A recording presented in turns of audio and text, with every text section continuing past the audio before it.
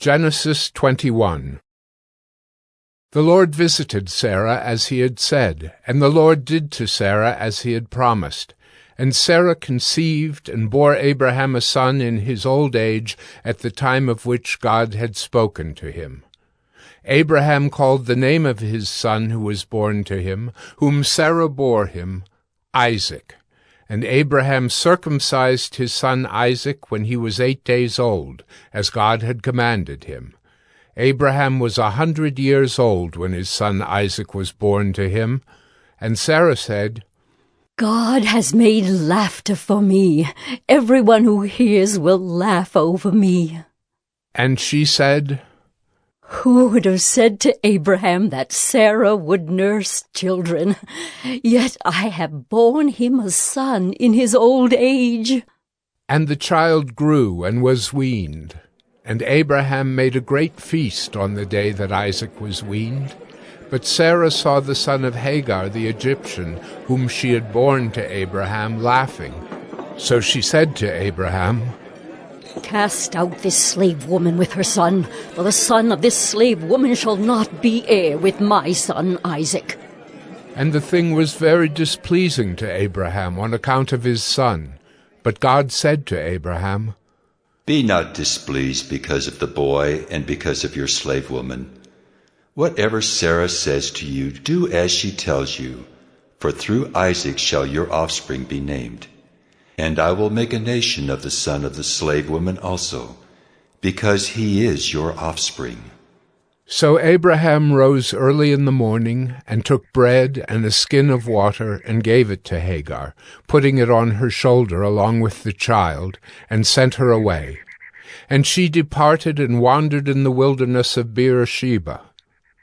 When the water in the skin was gone, she put the child under one of the bushes. Then she went and sat down opposite him, a good way off, about the distance of a bow shot. For she said, Let me not look on the death of the child. And as she sat opposite him, she lifted up her voice and wept.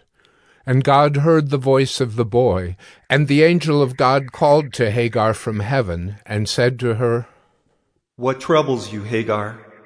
Fear not, for God has heard the voice of the boy where he is. Up, lift up the boy, and hold him fast with your hand, for I will make him into a great nation. Then God opened her eyes, and she saw a well of water. And she went and filled the skin with water, and gave the boy a drink. And God was with the boy, and he grew up. He lived in the wilderness, and became an expert with the bow. He lived in the wilderness of Paran, and his mother took a wife for him from the land of Egypt. At that time Abimelech and Phicol the commander of his army said to Abraham, God is with you in all that you do. Now therefore swear to me here by God that you will not deal falsely with me or with my descendants or with my posterity.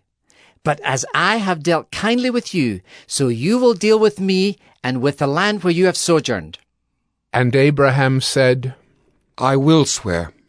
When Abraham reproved Abimelech about a well of water that Abimelech's servants had seized, Abimelech said, I do not know who has done this thing. You did not tell me, and I have not heard of it until today. So Abraham took sheep and oxen and gave them to Abimelech, and the two men made a covenant. Abraham set 7 ewe lambs of the flock apart, and Abimelech said to Abraham, What is the meaning of these 7 ewe lambs that you have set apart? He said, These 7 ewe lambs you will take from my hand, that this may be a witness for me that I dug this well. Therefore that place was called Beersheba, because there both of them swore an oath. So they made a covenant at Beersheba. Then Abimelech and Phicol the commander of his army rose up and returned to the land of the Philistines.